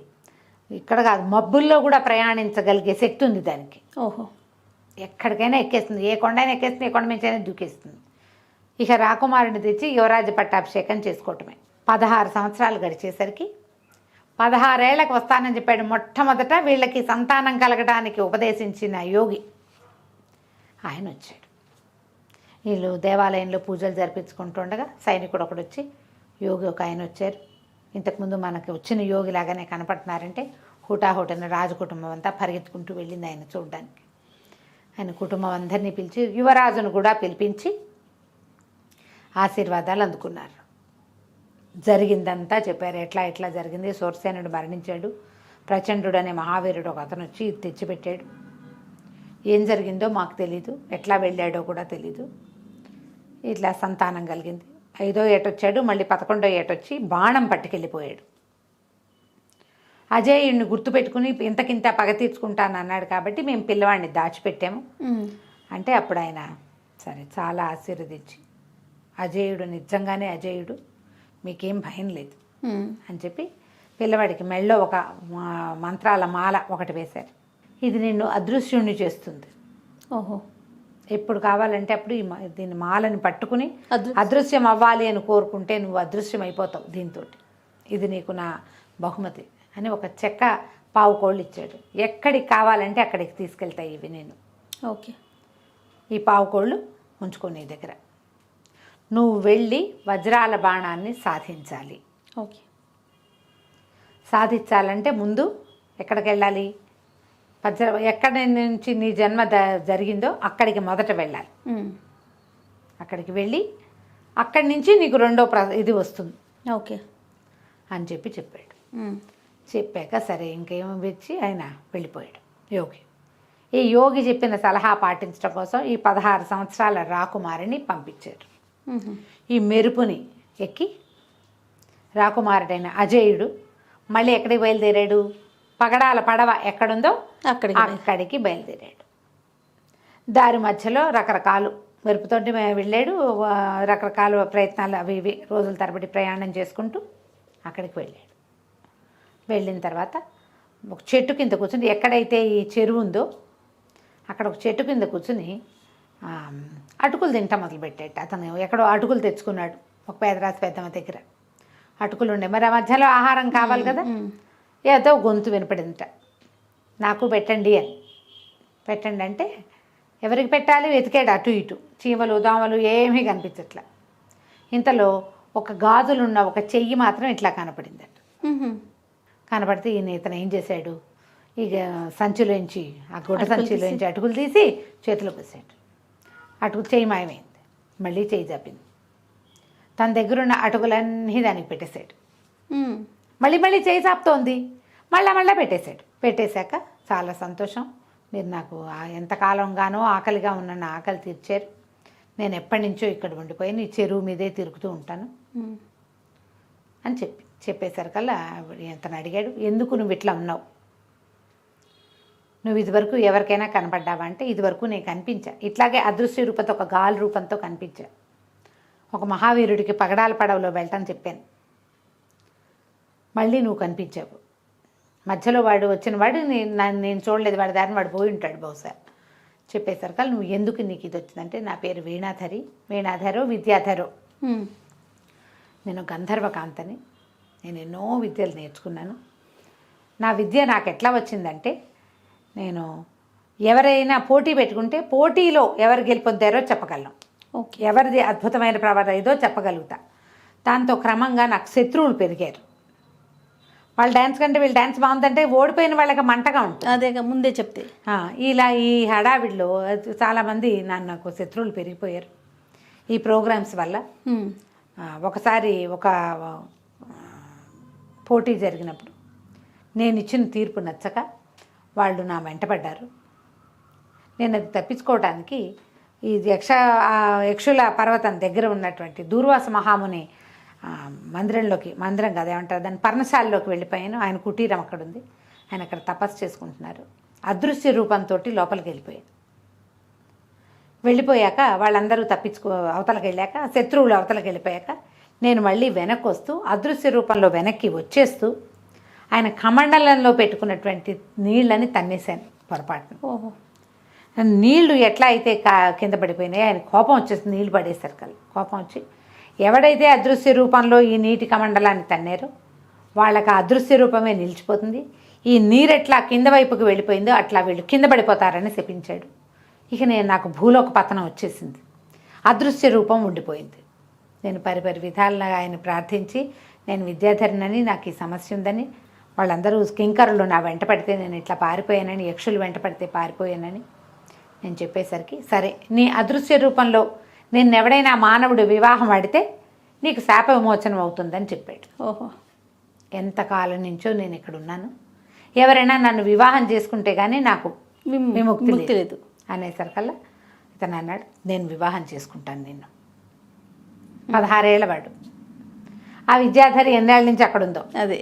అయినా సరే యక్షులకి వాళ్ళకి వయసులు ఉండవు కదా, ఎంకగా అలాగే ఉంటారు వాళ్ళు. సరే ఇతను ఏమన్నాడు, పద మనం వెళ్దామని ఏం చేశాడు, వెళ్ళి ఆ చెరువు దగ్గర నిలబడ్డాడు. నిలబడి చేతులు తట్టాడు. తట్టేసరికల్లా పగడాల పడవ వచ్చేసరికి తను ఎక్కి అదృశ్య రూపంలో ఉన్న ఆ అమ్మాయిని కూడా ఎక్కమన్నాడు. ఎక్కమంటే ఎక్కాక తన మెడలో ఒక మాల ఉంది కదా, ఆ మాలను ముట్టుకుని నేను కూడా అదృశ్యమైపోవాలని కోరుకున్నాడు. అదృశ్యమైపోయాడు. ఆ అమ్మాయి మెడలో ఒక పువ్వుల మాల వేసి వివాహం చేసుకున్నాడు. ఓహో. మెరుపుతో సహా ఎక్కాడు. మెరుపును కూడా ఎక్కిచ్చాడు అందులోకి. మెరుపు ఉంది కదా తన దగ్గర గుర్రం. సరే ఇందులో ఇలా బయలుదేరి ఏం చెప్పాడంటే, నేను నా రుణం తీర్చుకోవడానికి వెళ్తున్నా, నాకు చాలా పని ఉంది, నువ్వు ఈ పగడాల పడవలోనే ఉండు, నువ్వు అదృశ్య రూపంలో ఉండొచ్చు, నీకు అవకాశం ఉంది కదా, అదే ఇందులోనే ఉండు, నువ్వు బయట ఉన్నా సరే ఇక్కడే ఉండి ఈ ప్రాంతంలోనే, ఎవరికి కనపడకుండా కూడా ఉండదు, ఇక్కడ ఎవరు మానవ మాత్రం లేరు, నేను నా పని అంతా పూర్తి చేసుకుని నేను వెళ్ళేటప్పుడు నిన్ను తీసుకెళ్తానని చెప్పాడు. ఓకే. చెప్పి ఈ పగడాల పడవలో అవతల తీరానికి వెళ్ళి అక్కడ కపాలేశ్వర ఆలయం ఉంది కదా, ఆ కపాలేశ్వర ఆలయానికి వెళ్ళిపోయాడు. ఓకే. వెళ్ళి పైకి వెళ్తే కపాలేశ్వరుడు ఉన్నాడు. రెండో పక్కన మనం మొదటే చూసాంగా భైరవుడే ఈ రహస్యాన్ని చెప్పగలడు. ఓహో. ఇప్పుడు ఏది ఈ వజ్రాల బాణం ఎక్కడుందో అతన్ని ఎట్లా పట్టుకోవాలో అక్కడికి వెళ్ళాడు. వెళ్ళిన తర్వాత ఏం చేశాడో, భైరవుడు ఇతనికి కిందసారి భైరవుడు ప్రత్యక్షం అయ్యాడు, శూలం విసిరేసి సూరసేనుడు చచ్చిపోయాడు. ఇప్పుడు ఏమవుతుందో మనం వచ్చే భాగంలో తెలుసుకుని వెళ్ళాడు. విద్యాధరిని పెళ్లి చేసుకుని వివాహం చేసుకున్నాడు. చేసుకున్నాక ఆ అమ్మాయిని ఆ పగడాల పడవలోనే నువ్వు ఇక్కడే ఉండు, నేను వెళ్ళి మిగిలిన పని చూసుకొస్తానని బయలుదేరాడు. తన దగ్గర పాదుకలు ఉన్నాయి కదా, పాదుకలను ధరించి దక్షిణ దిక్కుగా ప్రయాణం చేసి ఆ కపాలేశ్వర స్వామి దేవాలయానికి చేరుకున్నాడు. ఆ పగడాల దీవిలో ఉంది కదా ఒక దీవి, అందులో దేవాలయము. వెళ్తే ఆ దేవాలయంలో పెద్ద భైరవుడి విగ్రహం ఉన్న చోట ఒక మానవ కంకాళం పడుంది. అది ఎవరిది? సూరసేనుడు, మొట్టమొదట సైన్యాధిపతి. అతని డొక్కలో ఏదో ఇది కనపడుతున్నట్టు పిడి, నడుముకు ఒక పిడి ఉంది, బట్టలు అన్నీ ఇదైపోతాయి కదా, కానీ దానికి ఒక ఎంత కత్తి ఉంది. వజ్రాల పిడి కలిగిన కత్తి. ఆ కత్తి మీద వీళ్ళ వజ్రాల దీవితాలకు గుర్తులు కనపడ్డాయి. అక్కడి నుంచి అతని వేలుకున్న ఉంగరం, ఆ కంకాళాన్ని వేలుకున్న ఉంగరం తమది, రాజముద్రిక. గుర్తుపెట్టాడు రాకుమారుడు అజయుడు, ఇతనే మన సూరసేనుడు ఏంటాడు, ఇక్కడి దాకా వచ్చి మరణించాడే అని చాలా దుఃఖపడ్డాడు. తర్వాత ఏం చేశాడు, ఎదురుగుండా ఒక సరోవరం ఉంది కదా, అందులో చక్కగా స్నానం చేసి వచ్చి భైరవుడి ముందు కూర్చున్నాడు. ఓకే. కూర్చుని ఒక 3 రోజుల పాటు విపరీతంగా అసలు లేవల కూర్చున్నవాడు. విపరీతంగా జపం చేశాడు. భైరవ జపం వాళ్ళకి అలవాటు ఉంది కదా, అవును. ఆ జపానికి ఆ భైరవ విగ్రహం అంత మెల్లిగా కదలిక రావటం మొదలుపెట్టింది. అంతకుముందు కూడా కదిలింది, అంతకుముందు జపం చేస్తే కదిలింది. సూరసేనుడు చేశాడు. ఏం చేయాలో తెలియక చప్పట్లు కొట్టేసరికి చచ్చిపోయాడు. ఇక 3 రోజులు తిరిగేసరికల్లా భైరవ విగ్రహంలో కదలిక వచ్చింది, కదిలిపోయింది. లేచి నిలబడ్డాడు, కళ్ళు తెరుచుకుంది. కళ్ళు తెరిచి చూసేసరికల్లా భైరవుడికి ఏం కనపడింది, ఈయన దగ్గర శూలం లేదు. అంతకుముందు శూలం విసిరాడు, శూలాన్ని వాడు పట్టుకుపోయాడు కదా ప్రచండు. అవును. ఈ ఎదురుకుండా ఒక 16 సంవత్సరాల కుర్రవాడు జపం చేస్తూ కనపడ్డాడు. కనపడితే ఈయన కుమారా లేనైనా నువ్వు అని లేవదీశాడు. లేవదీసి ఎవరు నువ్వు, ఎందుకు నన్ను ప్రసన్నం చేసుకోవడానికి ఈ ప్రయత్నం చేశావు అని అడిగితే కుర్రాడు ఏం చెప్పాడంటే, నేను వజ్రాలదేవి రాకుమారుని అజేయుణ్ణి, నా పేరు. ఈ మా కోసమని ఇంత దూరం వచ్చాడు మా సైన్యాధిపతి, ఈ మానవ దేహం ఈయన్ని బతికించండి, ఈ కంకాళంలో ఉన్న మానవుడిని బతికించండి. తర్వాత ప్రచండు మా తాలూకు వజ్రాల బాణాన్ని తీసుకుపోయాడు. ఆ బాణం తీసుకురావటం, వెనక్కి తెచ్చుకోవటం ఎలా, అతని ఆయుష్ని కడతేర్చడం ఎట్లా, ఈ 3 చెప్పండి మాకన్నాడు. అనేసరికల్లా ఈయన భైరవుడు ప్రసన్నుడై ఇతను చక్కగా భైరవ స్తోత్రాలు అవి చదివి ఇవి చెప్పాడనమాట. ప్రత్యక్షం అయితే భగవంతుడు చూసి ఏదో ఒక మంచి మాట్లాడతారు కదా. అవును. అప్పుడు ఆయన ఏమన్నాడు, ఈ మానవుడిని బతికించాలంటే చాలా పెద్ద ప్రయత్నమే చేయాలి. ఒకటి. రెండోది, వజ్రాల బాణం, మీ వజ్రాల బాణం ప్రచండుడి దగ్గరే ఉంది. వాడు ఆ బాణంతో మహావిష్ణువు మీద యుద్ధానికి వెళ్ళడానికి ఆ బాణాన్ని సాధించాడు. అది విష్ణువు చేతిలో ఉండే బాణం. ఆయన మీ వంశంలో ఒక పూర్వీకులకి ఇచ్చాడు. వాడు బ్రహ్మ కోసం ఇప్పుడు తపస్సు చేసుకుంటున్నాడు, విష్ణువు మీద యుద్ధానికి వెళ్ళే అవకాశాన్ని ఇవ్వమని. ఆయన ఎక్కడుంటాడో తెలీదు, విష్ణువు ఎక్కడో ఉన్నాడు, అవును. ఆయన ఎక్కడుంటాడో ఎవరికీ తెలియదు, విష్ణువుని వెతకలేరు. బ్రహ్మను పట్టుకుంటే విష్ణువు దొరుకుతాడని ప్రయత్నం చేస్తున్నాడు. అయితే ఇంకా ఇంకా ఉన్నాయి బోల్డని. అతని ప్రాణం అతని చేతుల్లో ఉండదు. వాడి ప్రాణం, వాడి హృదయాన్ని మహాకాళి హృదయంలో ప్రతిష్ఠ చేసి ఉంచాడు. అది ఎక్కడుంది? వాడు ఉండేటువంటి భైరవ కోనలో లోపల మహాకాళి విగ్రహం ఉంది, కాళీ హృదయంలో ఉంది ఓకే. ప్రచండుడి ప్రాణం. ఈ మానవుడిని బతికించడానికి ఒక ఉపాయం చెప్తాను. వాకిట్లో ఉన్న సరోవరం, బయట ఒక సరోవరం ఉంది కదా, ఆ సరోవరంలో లోపల కింద ఒక ముత్యం ఉంటుంది, నల్ల ముత్యం. అది తీసుకొచ్చి ఈ కంకాళం మీద పెట్టు. తర్వాత నల్ల కలువలతో నీరు తెచ్చి ఇతని మొత్తం కంకాళాన్ని తడపాలి. నువ్వు కలువతో నీళ్లు తేవటం ఏటా? ఎన్నొస్తాయి కలువతోటి? ఎన్నిసార్లు తిరగాలి? తడపాలి. తర్వాత ఈ దేవాలయం తలుకు పై భాగంలో శిఖరాగ్రంలో సంజీవిని అనే ఒక మూలిక ఉంటుంది, ఒక మొక్క. ఆ మూలిక తెచ్చి ఇతని మీద పెడితే బతుకుతాడు. ఇన్ని చేయాలి. ఇంత చేస్తే ఇతను బతుకుతాడు. బతికిన తర్వాత నువ్వు ఎక్కడికి వెళ్ళాలి? భైరవ కోనకి వెళ్ళాలి. అది అక్కడెక్కడెక్కడో ఉంది, దానికి కూడా మార్గం ఉంది వెళ్ళటానికి. ఓహో. అక్కడికి వెళ్తూ కానీ ముందు ఇతన్ని బతికించుకో. ఆ కాళీ హృదయంలో ఉన్న ఆ హృదయాన్ని తీసుకోవాలంటే అంత సులువు కాదు. కాళీని ప్రత్యక్షం చేసుకోవాలి. ఎన్ని చేయాలి పనులు మరి? ఆ కాళీని ప్రత్యక్షం చేయటానికి కూడా అక్కడ ఇంకొకటి ఉంది, నా త్రిశూలం ఉంది. భైరవుడు చెప్పాడు, ఆ త్రిశూలం ఎక్కడుంది? ఇతను పట్టుకెళ్ళిపోయాడు కదా ప్రచండు, దాన్ని వాడు ఉండే ఆ నివాసానికి దగ్గరలో ఉన్న ఒక అయస్కాంతపు కొండ ఉంది, ఆ కొండ మీద ప్రతిష్ఠ చేయబడి ఉంది. నువ్వు అది తెస్తే కానీ కాళీని చూడలేవు. చాలా దుష్కరమైన కార్యం, ప్రయత్నం చేసుకో అని చెప్పి మాయమైపోయాడు భైరవుడు. ముందు సూరసేనుడిని బతికించుకోవాలి కదా. సరే అయితే ఈ కుర్రాడు ఏం చేశాడు? బట్టలు పక్కన పెట్టి గోచిపాత రాయుడై అందులోకి దిగాడు. దిగితే ఎంతసేపో చూస్తే పెద్ద సరోవరంలో ఒక ముత్యం ఎట్ట దొరుకుతుంది? మరి ఎంత గాలించాలి? గాలిచ్చాడు. చివరికి ఒక ముత్యపు చిప్పలో నల్లటి ముత్యం దొరికింది. ఓకే. ఆ ముత్యం పట్టుకొచ్చాడు, ఈ సూరసేనుడి కంకాణ హృదయ స్థానంలో పెట్టాడు.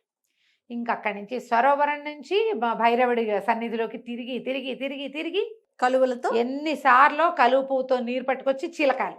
బాబా. మొత్తం కంకాళం, అతను 6 అడుగులు ఉన్నాడు. ఇంత పెద్ద కంకాళం, ప్రతి పార్టు తడపాలి. అంతా తడిపాడు. ఆ తర్వాత ఏం చేశాడు? అతని దగ్గర చెప్పులు ఉన్నాయి కదా, ఈ దేవాలయం పై భాగంలోకి వెళ్ళాలి. సంజీవని, ఆ సంజీవని మూలిక కోసం తన పాదుకలు ధరించి ఆ శిఖరాగ్రానికి వెళ్ళి అక్కడున్న సంజీవనిని పట్టుకొచ్చేసరికి ఇప్పుడు ఈ నీళ్లతో తడిపేసరికే మొత్తం శరీరం అంతా వచ్చేసింది, కంకాళం అంతా పూడిపోయింది, మానవ దేహం కనపడుతోంది వస్త్రాలతో సహా. అక్కడున్న వస్త్రాలే అతని మీద ఆచ్ఛాదనగా ఉన్నాయి. శరీరం వచ్చేసింది కానీ ప్రాణం రాలి. ఆ సంజీవని తెచ్చి దాన్ని ఈయన మీద పెట్టాడు. పెట్టంగానే లేచి కూర్చున్నాడు సూరసేనుడు. అతనికి ఏం గుర్తుంది? తను భైరవుడిని ప్రసన్నం చేసుకున్నాడు. భైరవుడి శూలం తనకి తగలటం వరకే. ఆయన కళ్ళు తెరిచి చూసేసరికి ఓ 15-16 సంవత్సరాల కుర్రాడు, గోచిపాతరాయుడు, ఒంటిమించి నీళ్లు గారుతూ నుంచుని ఉన్నాడు. అది చూస్తే ఎట్లా ఉన్నాడు? చంద్రసేన మహారాజులాగా ఉన్నాడు. చంద్రసేనుడు సూరసేనుడు ఇద్దరు ఒకే వయసు వాళ్ళు, సైన్యాధిపతి రాజు ఒక వయసు వాళ్ళు. ఈ వయసులో కనపడుతున్న చంద్రసేనుడిని నేను ఎప్పుడూ చూసా. ఆయనకు అర్థం కాల, ఎక్కడ నువ్వెవరు, నేను ఇక్కడ ఎందుకున్నా, నువ్వు ఇక్కడికి ఎట్లా వచ్చావు, ఇంత ప్రయత్నం ఎట్లా చేసావు నువ్వు, ఇతను ఎంత ప్రయత్నం చేసి వచ్చాడు, ఎక్కడ గంధమాదన పర్వతం, ఎక్కడ పగడాల పడవా, అవన్నీ పట్టుకుని వచ్చాడు కదా, నువ్వు ఎట్లా వచ్చావు నాయన, నువ్వెవరు ఏమిటంటే అప్పుడు చెప్పాడనమాట. వజ్రాల దేవి యువరాజు అయిన అజేయుడు మీకు అభివాదం చేస్తున్నాడంటే ఆయన ఆశ్చర్యపోయాడు. ఏమిటి ఇలా జరిగిందా అన్నాడు. ఇది జరిగి 17 సంవత్సరాలు అయింది. 17 ఏళ్ల క్రితం భైరవుని దీనికి మీరు బలైపోయారు, మీ శవం ఇక్కడ పడిపోయి ఉండిపోయింది. తర్వాత ఒక దుర్మార్గుడైన యోగి మాకు మా నాన్నగారికి జంట కవల ఫలాలు తీసుకొచ్చాడు. నేను నా చెల్లెలు అనిలాదేవి జన్మించాం. అతను వజ్రాల బాణం కోసమే ఈ ప్రయత్నం చేశాడు, బాణాన్ని పట్టుకుపోయాడు. దాని అన్వేషణలో నేను ఇక్కడికి వచ్చాను. మొత్తం చెప్పాడు. ఇక్కడికి వచ్చాను, మిమ్మల్ని బతికించడానికి భైరవుడు సహాయం చేశాడు, పదండి మనం వెళ్దాం, ఇప్పుడు అక్కడికి వెళ్ళాలి అని చెప్పి తీసుకొచ్చాడు. బయటికి తీసుకొచ్చి మీరు ఇంటికి వెళ్ళిపోతారా అంటే వెళ్ళనన్నాడు. ఈ మొత్తం కార్యక్రమంలో నేను నీ పక్కన ఉంటాను, కలిసే వెళ్దాం మనం, ఏమవుతుందో చూద్దాం. సరే ఇతను మళ్ళీ వెనక్కి బయలుదేరాడు. ఇప్పుడు ఎక్కడికి వెళ్ళాలి? సరే అక్కడి నుంచి బయలుదేరారు. బయలుదేరి ఇక నడవటం మొదలుపెట్టారు. ఇతను ఏం చేశాడంటే ఈ మన సూరసేనుడిని ఇట్లా పట్టుకుని చెప్పులు వేసుకున్నాడు. అయస్కాంతపు కొండ వెళ్ళాలి. అక్కడ దాకా వెళ్ళారు. వెళ్ళిన తర్వాత నువ్వు కింద ఉండని ఆ కొండ తాలూకు శిఖరానికి వెళ్ళి, ఆ శిఖరంలో ప్రతిష్ఠ చేయబడి ఉంది భైరవుడి శూలం. ఆ శూలం ఉంటే కానీ చాలా పనులు అవ్వవు. అవును. వెళ్ళి శూలం తీసుకున్నారు. శూలం తీసుకుని వీళ్ళు ఎక్కడికి వెళ్ళాలి? నల్లకొండలో, కొండ లోపలికి వెళ్ళిపోతే అక్కడ ఒక రహస్య ద్వారం ఉంది. ఆ గుహ లోపల ఆ ద్వారం తెచ్చుకుని లోపలికి వెళ్తేనే కాళికాదేవి కనపడుతుంది. అంతే.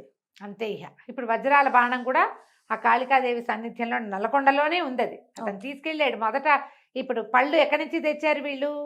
ఆ నల్లకొండ పైన ఉన్న గుణమావిడి చెట్టులోంచే తెచ్చుకున్నారు పళ్ళు. అక్కడికే వీళ్ళు మళ్ళీ వెళ్తున్నారనమాట. ఓకే. వీడు అక్కడికి వెళ్తాడని తెలిసే పట్టుకున్నాడు అతను. సరే ఏం చేశారు? ఇద్దరు కలిసి బయలుదేరారు. ఇవి శూలం పుచ్చుకొని వెళ్తుంటే అక్కడ ఒక కొండని రక్షిస్తూ ఒక రాక్షసు ఉందట. ఆ రాక్షసి మీదకి వచ్చింది. ఎంత సాహసికులరా నరులు ఇక్కడ అన్నాడు. అడుగు కూడా పెట్టడానికి వీల్లేదు అని చెప్పి మీదకి వస్తే ఆ శూలం పెట్టి ఒక పోటు పడితే చచ్చిపోయిందట. అక్కడి నుంచి రకరకాల జంతువులు, ఓ తేలు, ఆ కొండితోటి అది అది రాక్షసులు, ఇవే దయ్యాలే, పిశాచాలే అలా రూపంలో ఉన్నాయన్నమాట. జంతు పిశాచాలు. ఓకే. అది కొన్ని భల్లూకాలు, కొన్ని గబ్బిలాలు, అట్లా ఒకటి మీదకి వస్తుంటే ప్రతి దాన్ని దీంతోటే పొడిచేశారు ఈ శూలంతో. అట్లా లోపలికి వెళ్తే లోపల ఒక చీకటి గుహ, దానికి ఒక తలుపు ఉంది. ఆ తలుపును కూడా ఈ భైరవుడి శూలంతో పొడిస్తే తలుపు తెరుచుకుంది. ఓకే. లోపలికి వెళ్తే పెద్ద భయంకరాకారంలో కాళికాదేవి కనపడిందట. ఓ పక్కన వెలుగులు విరజిమ్ముతూ ఈ వజ్రాల బాణం కనపడుతుంది. బాణాన్ని తీసుకున్నారు. అక్కడ ఎవ్వరు లేరు కాపల. అతను బ్రహ్మ దగ్గరికి తపస్సుకి వెళ్ళాడు కదా, బ్రహ్మదేవుడి కోసం తపస్సు చేసుకోవడం కోసం ఇంకో చోటకి వెళ్ళిపోయాడు అతను. ఇక్కడ లేడు. తన కైలాస పర్వతం వైపుకు వెళ్ళిపోయాడు. అమ్మవారే రక్షిస్తుంది వజ్రాల బాణాన్ని. ఆవిడ గుండెల్లో ఎలాగో వాడి ఆయు పేటిక అంటారు. ఆ పేటిక ఆవిడ గుండెల్లో ఉంది, ఆ విగ్రహపు గుండెల్లో. అక్కడి నుంచి ఇతను ఏం చేశాడు? గోల్డ్ అంతసేపు కూర్చుని అమ్మవారిని ప్రార్థన చేశాడు పరిపరి విధాల. ఇతను అమ్మవారి కోసం దీంట్లో కూర్చుంటే, జపంలో కూర్చుంటే, సూరసేనుడు అతని దగ్గర కత్తిను భైరవుడి ఇది పట్టుకుని, భైరవుడి శూలం పట్టుకుని, ఆ వజ్రాల బాణం పట్టుకుని కాపలాగా చేయడు. రోజులు గడిచినాయట. 3-4 రోజులు గడిచాక అమ్మవారు ప్రత్యక్షమైతే లేచి నిలబడి అనేక విధాలుగా ఇద్దరు స్తోత్రాలు చేశారు. ఈ రాకుమారుడితో రావటం వల్ల నేను అమ్మని కంటితో చూడగలిగానని సూరసేనుడు ఎంతో సంతోషించాడు. ఓకే.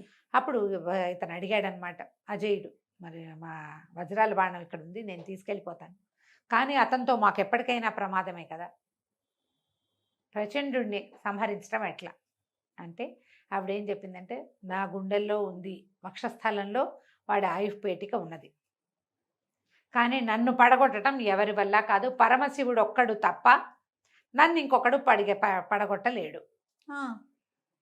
నన్ను పడగొట్టాలంటే నువ్వు శివుడి సహాయం తీసుకోవాలి. ఎట్లా పడగొడతారు? అమ్మవారి విగ్రహాన్ని ముట్టుకుంటే ఒప్పుకుంటుంది ఆవిడ? అదే కదా. మానవ మాత్రలు కుదరదు కదా. దండం పెట్టుకోవడానికి ఒప్పుకుంటుంది, పడగొట్టడానికి ఒప్పుకోవద్దు. నువ్వు ఆ పని చేయాలంటే, అతన్ని సంహరించాలంటే ఇదే మార్గం. నువ్వు శివుణ్ణి స్వాధీనం చేసుకుని రా, అప్పుడు ఆయుపేటకి తీసుకోవచ్చు నువ్వు. ఓకే. అనగానే ఇప్పుడు శివుడి కోసం తపస్సు చేయాలి. ఇప్పుడు కైలాస పర్వతాన్ని దగ్గరికి వెళ్ళి పర్వత సానువులు లోపలికి నీకు ప్రవేశం ఉండదు, బయటే శివుడి కోసం నన్ను ప్రార్థించినట్టే ప్రార్థించు. ఆయన ప్రత్యక్షమయ్యి ఆయన ఒప్పుకుంటే ఈ విగ్రహం పడగొట్టాలని, అంబిక విగ్రహాన్ని పడగొట్టాలంటే ఒప్పుకోవద్దు, మరి నువ్వు ఒప్పించుకుని రా. ఇప్పుడు ఇతను తపస్సు ఏమిటి? ముందు బ్రహ్మని, తర్వాత శివుణ్ణి తపస్సు చేస్తాడు వాడు ప్రచండు. ఎందుకంటే అతనికి కావాల్సింది ఏమిటి? విష్ణుమూర్తితోటి యుద్ధం. అప్పుడు లోకాల మీద సామ్రాజ్యాధిపత్యం. మంత్రవేత్తలందరికీ కూడా ఒక భగవంతుడి మీద పగ ఉంటుంది. వీళ్ళే దేవుళ్ళు అయిపోవాలని కోరుకుంటారు. పాత కథల్లో అవే కనపడుతుంది. అవునండి. వీడే దేవుడు అయిపోవాలి, వాడు దేవుడు అయిపోవాలంటే దేవుడిని జయించాలి. అందుకని ఇట్లాంటి శక్తులని సహాయంగా తీసుకుంటారు. అందుకు విష్ణువు మీద జయించాలన్నా, ఆయన మీద యుద్ధానికి వెళ్ళాలన్నా విష్ణువు యొక్క ఆయుధంతో కుదురుతుంది మానవులకి. అందుకు ఆ వజ్రాల బాణాన్ని సాధించాడు వాడు. అని చెప్పి అమ్మవారు మాయమైపోయింది. ఇప్పుడు ఏం చేయాలి? సరే మళ్ళీ బయలుదేరారు. మళ్ళా బయలుదేరి కైలాస పర్వతం వైపుకి ప్రయాణం చేశారు. కైలాస పర్వతానికి వెళ్ళిపోయారు. పర్వతం కైలాస పర్వతమే కానీ కైలాసం కాదు అది. ఇంకా వెళ్ళాలి లోపలికి. ఆ ద్వారాలు మామూలు వాళ్ళు ఎవరికి తెరవబడవు. శూరసేనుడు మళ్ళీ కాపలా కాస్తుండగా ఇతను మళ్ళీ జపానికి కూర్చున్నాడు యువరాజు. ఇప్పుడు ఇతనికి ఇలా ఎలా కుదిరింది? వీడు చిన్నపిల్లవాడు కదా, ఎట్లా కుదిరిందంటే ఇతని 12వ ఏటే అతనికి ఏం చేశారు, వీడు ప్రచండుడు ఏం చేస్తాడోనని ఒక రహస్య స్థలంలో అడ్డుపెట్టారు. రాజగురువు అయిన శ్రీకాంత శర్మ ఇతనితోటి ఉన్నాడు. ఈ మంత్రోపదేశాలన్నీ అతను చేశాడు. ఒట్టి యుద్ధ విద్యలతోటి పూర్తిగా దేన్ని సాధించలేము. యుద్ధ విద్యలకు ఎప్పుడూ దైవ బలం ఉండాలి.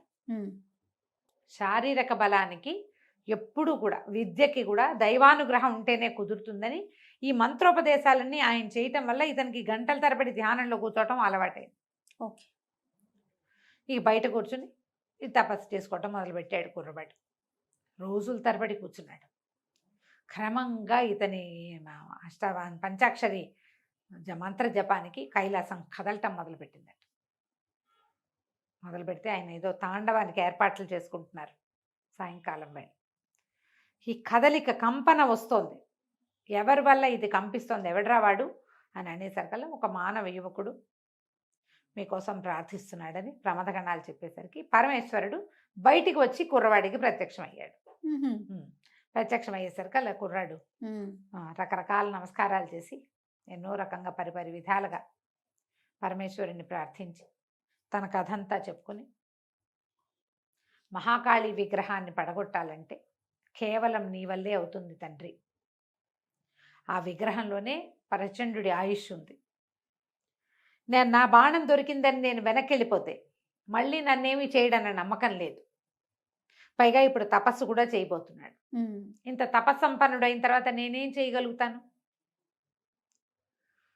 అప్పుడు ఆయన ఆలోచించి సరే అని చెప్పి ఒక చిన్న శక్తిని నువ్వు కోరుకున్నప్పుడు నీకు ఈ దీనికోసమే ఉపయోగపడుతుంది, వెనక్కి వెళ్ళిపో, నువ్వు నన్ను ప్రార్థించి నువ్వు అంబిక విగ్రహాన్ని పడగొట్టచ్చు ఓకే అని చెప్పి ఒప్పుకున్నాడు.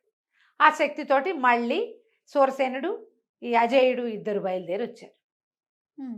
బయలుదేరి ఇక్కడికి వచ్చేసరికల్లా ఆయన ఇచ్చాడు కదా, అప్పుడు ప్రార్థన చేసుకుని తన కత్తికి రుద్రశక్తిని ఆవాహన చేసుకుని ఆ శక్తితోటి అంబిక విగ్రహాన్ని కొట్టబోయేసరికల్లా మళ్ళీ అమ్మవారి ప్రత్యక్షమైంది. ఇప్పుడు ఏం చెప్పిందో మనం వచ్చే భాగంలో తెలుసుకుందాం. తప్పకుండా అండి. ఎన్ని ట్విస్టులు. ఇంచుమించు అలాగే అనుకో, ఒక రవ్వ పెద్దది వస్తుంది కానీ. ఓకే. అయితే కిందటి భాగంలో మనం పరమేశ్వరుడు ఒక శక్తిని ఇచ్చాడు కుర్రవాడికి. అయితే ఈ శక్తిని ఇచ్చాడని చెప్పే కానీ దానికి చిన్న అమెండ్మెంట్. ఆయన ఏం చెప్పాడంటే ఇతనికి అజేయుడికి, నేను ఆ విగ్రహాన్ని పడదోయలేను, నేను చేయకూడదు, నువ్వు ఒక పని చెయ్యొచ్చు, ఆమెకి ఇష్టమైన బలి సమర్పణ చెయ్యి. మహాకాళి బలికి లొంగుతుంది, ఒప్పుకుంటుంది. నువ్వు బలి సమర్పణ చేసి అప్పుడు నీ దగ్గర భైరవ ప్రసాదితమైన త్రిశూలం ఉంది కదా, శూలం ఉంది భైరవుడిది, ఆ శూలంతో ఆమె వక్షస్థలాన్ని కనుక కొట్టేవంటే, విగ్రహం తలకు వక్షస్థలాన్ని కొడితే నువ్వు ఈ ప్రచండుడి హృదయం, అతని ఆయుష్ పేటికని నువ్వు పట్టుకోగలుగుతావు. అంటే ఇప్పుడు అమ్మవారికి ఏమి ఇష్టం, ఏం సమర్పణ చేయమంటావు అని అడిగాడు అజయుడు. అప్పుడు ఇతను ఏం చెప్పాడంటే, దేవీ విగ్రహం ఉన్న చోట దాని వెనకాలగా ఒక పాతాళ బిలం ఉంది. ఆ లోపలికి వెళ్ళిపోతే ఆ లోపల కింద నుంచి రకరకాల గదులు పైకి ఉంటాయి అనుసంధానం చేసి. అది నీటిలో జలరాక్షసుడు ఒకడున్నాడు. వాడి పచ్చని రక్తం వాడికి. జలరాక్షసుడు ఎన్నో చేతులు ఉంటాయి వాడికి. ఆ రాక్షస రక్తాన్ని గనక అమ్మవారికి సమర్పించావంటే ఆమె నిన్నేమందు, నువ్వు విగ్రహం పగలగొట్టచ్చు అని చెప్పాడు. వీళ్ళిద్దరూ ఇక్కడికి వచ్చారు. అమ్మవారి ప్రత్యక్షం అయింది అన్నా కదా, దానికి ముందు జరిగింది అనమాట. ఇతను ఏం చేశాడు, అమ్మవారి ఆ సన్నిధిలోకి ప్రవేశించి సూరసేనుడిని అక్కడే ఉంచి, నువ్వు నేను వచ్చేదాకా ఇక్కడ సిద్ధంగా ఉండమని ఆ జలరాక్షసుడి కోసం ఆ పాతాళ బిలం లోపలికి వెళ్ళాడు. పెద్ద చెరువు ఉంది అక్కడ. చెరువు నిండా ఏవో అల్లిబిల్లిగా అల్లుకుపోయిన ఆకులు అవి ఇవి ఉన్నాయి. రాక్షసుడు ఎక్కడా కనపడలేదు. చూడగా ఒక శిలలాగా, ఒక సుద్దలా కనపడుతోంది. దాని చుట్టూతో అన్ని ఆకులు అలమల ఉన్నాయి. ఇతను ఏం చేశాడంటే త్రిశూలపు కొసతోటి దాన్ని కదిపాడు. కదిపేసరికల్లా ఎగిరి పైకి వచ్చింది. అది దాని నిండా చేతులే, అన్ని చేతులు ఉన్నాయి దానికి. ఒక పెద్ద ముద్ద లాంటిది అనమాట. ఒక రకంగా ఆక్టోపస్లు అవి ఉంటాయి కదా, అలాంటిది. ఇక ఈ కుర్రవాడు దానికి అందకుండా అటు ఇటు పరుగులు పెడుతూ మధ్య మధ్యలో ఈ ఉన్న మెళ్ళో ఉన్న పూసల దండ ఒకటి ఉంది కదా, హారం, దాన్ని ముట్టుకుంటే అదృశ్యం అయిపోతుంది, కనపడకుండా ఉంటాడు కదా. ఆ రాక్షసుడిని కవ్విస్తూ పైదాకా తీసుకొచ్చేసాడు. తీసుకొచ్చాక సూరసేనుడు కూడా అక్కడే ఉన్నాడు కదా. సూరసేనుడు తన ఖడ్గం తీసి అతను ఇతను ఇద్దరు కలిసి చేతులన్నీ కోసేశారు, చేతులు కొట్టేశారు. కొట్టేసి ఆ జలరాక్షసుని శూలంతో ముందుకు జరుపుతూ అమ్మవారి సన్నిధిలో ఉన్న పెద్ద మందిరంలోకి తీసుకొచ్చేసారు. ఆవిడ ఎట్లా నిలబడింది. ఏం చేశారు, వాడి చేతుల నుంచి నెత్తురు కారిపోతుందట, మందిరం అంతా రక్తం మడుగులు కడుతోంది. అక్కడికి వచ్చాక భైరవ శూలాన్ని వెనక్కి తిప్పి దాన్ని కొట్టేశాడు. కొట్టేసరికి అది రక్తం ఇట్లా చిందిందట. చింది మొత్తం అంతా పడిపోయింది. ఇంకా ఆవిడేమందనమాట, ఆ నెత్తురంతా ఆమెకి. అప్పుడు ఇతను ఏం చేశాడు, ఆ శూలాన్ని ఇట్లా బారు చేసేసరికల్లా అమ్మవారు ప్రత్యక్షమైంది. ఆగ్నాయన, నువ్వు దేనికోసం ఈ ప్రయత్నం అంతా చేసి పరమేశ్వరుడి దగ్గరికి వెళ్ళి వీడిని చంపి నన్ను నా దగ్గరికి తెచ్చావో ఆ ప్రయత్నం పోయింది. నువ్వు ఇక్కడికి వచ్చినట్టు వజ్రాల బాణం అపహరించబడింది అని తెలిసిపోయింది ప్రచండుడికి. తెలిసి వాడు వచ్చేసి నా వక్షస్థలంలో దాచిపెట్టిన వాడి ఆయుష్పేటికి తీసుకెళ్ళిపోయాడు. ఓహో, అది నా దగ్గర లేదు. ఇప్పుడు నువ్వు కొడితే ఒట్టి విగ్రహాన్ని కొడతావు, నీ పని అవ్వదు అనేసరికల్లా అమ్మని అడిగాడు. ఎట్లా, నేనేం చేయను, ఈ ప్రయత్నం అంతా వృధానేనా అమ్మ అన్నాడు. వృధా ప్రయత్నమే జరిగింది, కానీ నీకు ఒకటి చెప్పగలుగుతా.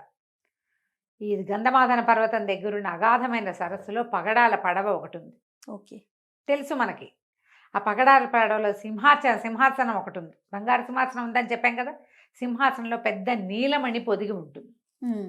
ఆ నీలమణిని గనక అడిగితే భైరవుడు, ఈ ప్రచండుడు ఎక్కడున్నాడో చూపిస్తుంది. నీ ప్రయత్నం నువ్వు చేసుకోని అమ్మవారు మళ్ళీ వెళ్ళిపోయింది.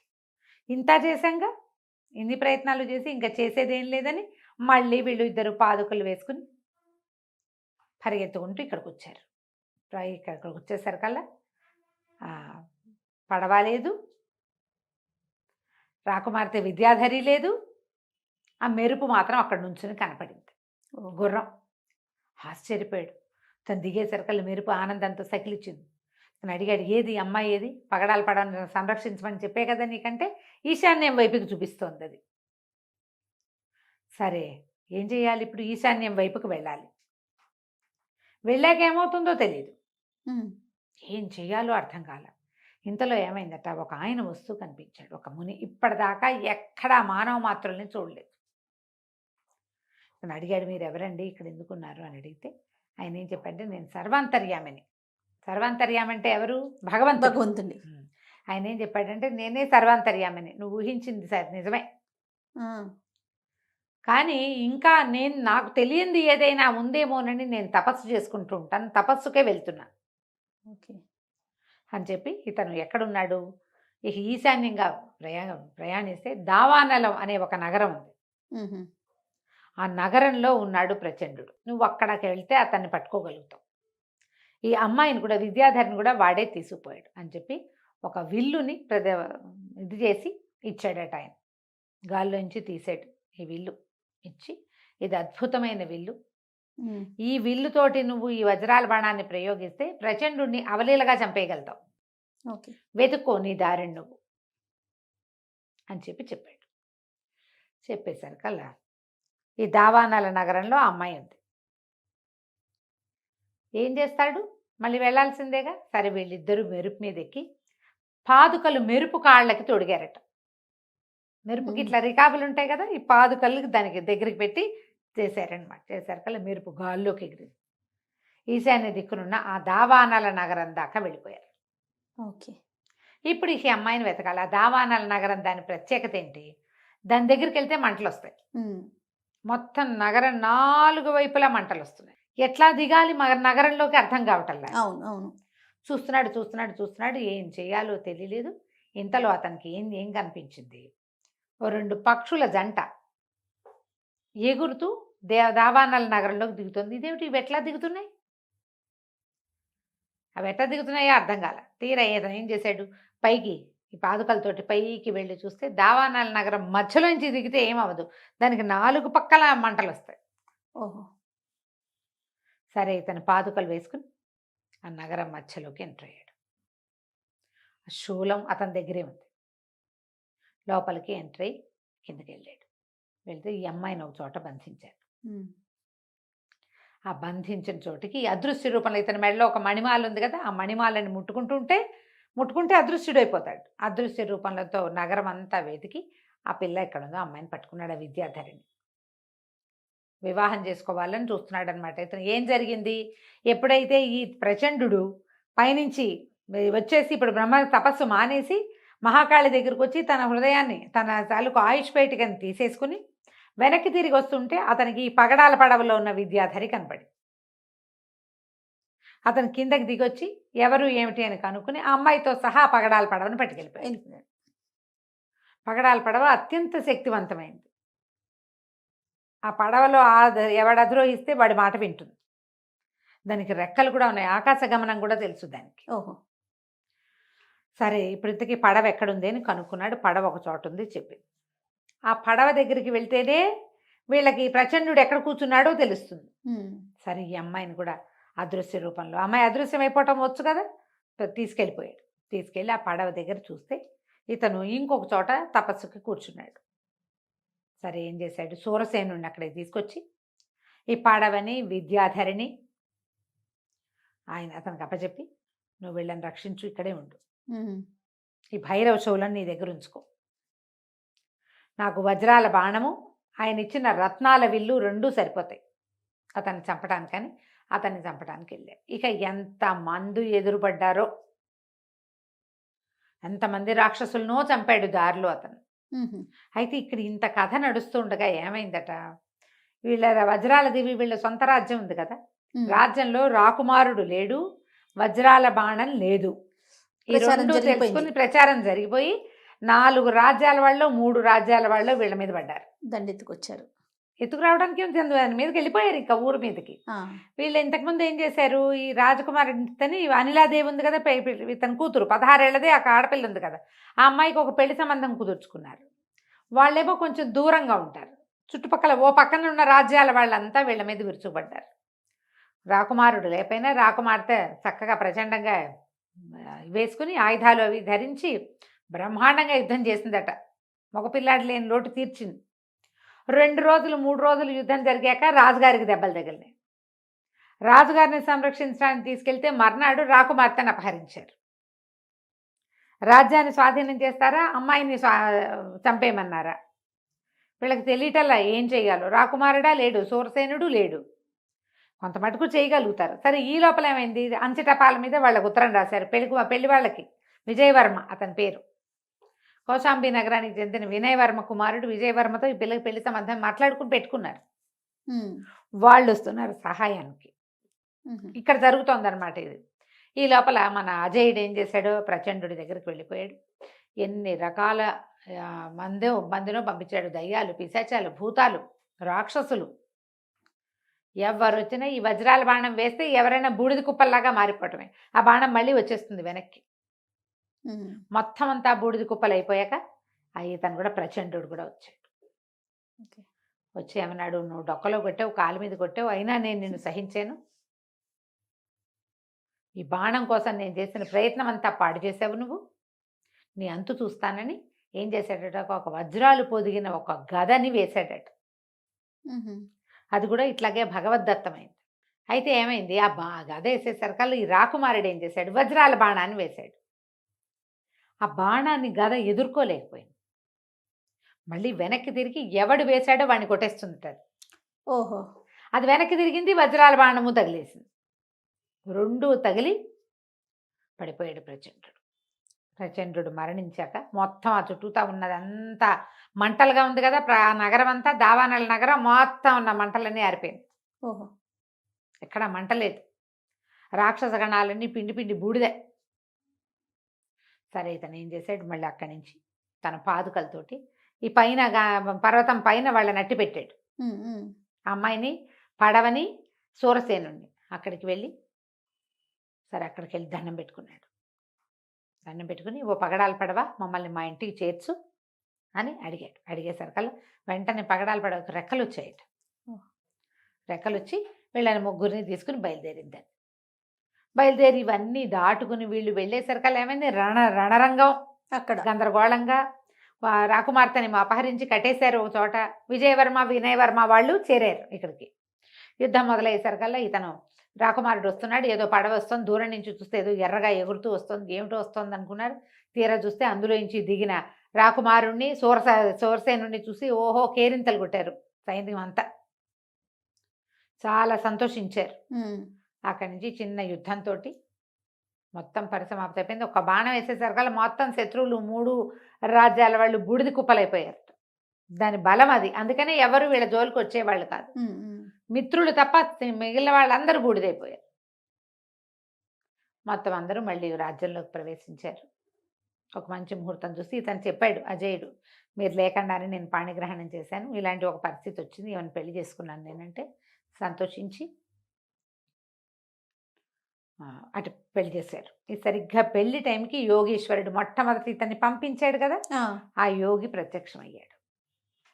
ఆయన వజ్రాల బాణాన్ని కళ్ళకద్దుకుని దేవతాపీఠంలో పెట్టి, రాజా ప్రచండుడు ఎవరో కాదు, నా సహోదరుడు, మేమిద్దరం కలిసే పుట్టాం, కలిసి తపస్సు చేసి తపశ్శక్తులు సాధించాం, అతనికి దైవశక్తిని సాధించాలని తనే దైవం అయిపోవాలని పుట్టింది ప్రచండుడికి. మా గురువుగారి దగ్గర విద్యాభ్యాసం అయిపోయాక నల్లకొండ దిబ్బ దగ్గరికి వెళ్ళి అక్కడ ఇలా క్షుద్రశక్తుల్ని ఆరాధన మొదలుపెట్టాడు. అందుకే నీ దగ్గర నుంచి విష్ణువుని జయించడం కోసమే, విష్ణువు చేతి నుంచి నీకు లభించిన ఆయుధం అవటం వల్లే వజ్రాల బాణం కోసం వచ్చాడు. ఓకే, అది అతన్ని సంహరించడం తప్పిస్తే ఇంకా రెండో దారి లేదు కాబట్టి నేను ఇలాంటి ప్రయత్నం చేయవలసి వచ్చింది. నీకు అక్కడ సంతాన ఫలాలు కష్టమని తెలిసినా కూడా మిమ్మల్ని అక్కడికి ఎందుకు పంపించానంటే, మానవుడి చేతిలో మరణం ఉంది వాడికి, ఆ మానవుడు మీ ఇంట్లో పుట్టేలాగా చేశాను. ఈ పగడాల పడవని మీ దగ్గరే ఉంచుకోండి, మహత్తర శక్తులు ఉన్నాయి, ఇది మామూలు ప్రయాణాలకి వాటికి వాడేది కాదు, పూజార్హమైంది, కావాలంటే ఇది స్వర్గం దాకా కూడా రెక్కలు కట్టుకుని ప్రయాణం చేయగలదు. కాబట్టి మీ వజ్రాల దీవిలోని ఈ పగడాల పడవని కూడా ఉంచుకోండి, మీ వజ్రాల బాణం ఎలాగో మీ దగ్గరే ఉంటుంది, ఇక మీకు ఎప్పుడూ శత్రు భయం ఉండదు ఓకే అని చెప్పి అనేక ఆశీర్వచనాలు ఇచ్చి ఇద్దరు దంపతుల్ని, 2 జంటలు ఉన్నాయిగా, దీవించి వెళ్ళిపోయాడు. ఆ తర్వాత కొంతకాలానికి అజయుడికి రాజపట్టాభిషేకం చేసి రాజు రాణి విశ్రాంతి తీసుకున్నారు. కథ కంచికి మనం ఇంటికి. చాలా బాగుంది రమ్మగారు, మంచి ఇంట్రెస్టింగ్గా ఉంది. ఇది నిదానంగా చదివితే ఒక 80 పేజీల కథ. నేను చకచకా చెప్పేశాను. అవును, బ్రీఫ్ చేసుకుని చెప్పుకున్నాం మనం. రైట్ అండి, నమస్తే. నమస్తే జయ. సుమన్ టీవీలో మీ పర్సనల్ అండ్ బిజినెస్ ప్రమోషన్స్ కోసం కింది నెంబర్కి కాంటాక్ట్ చేయండి.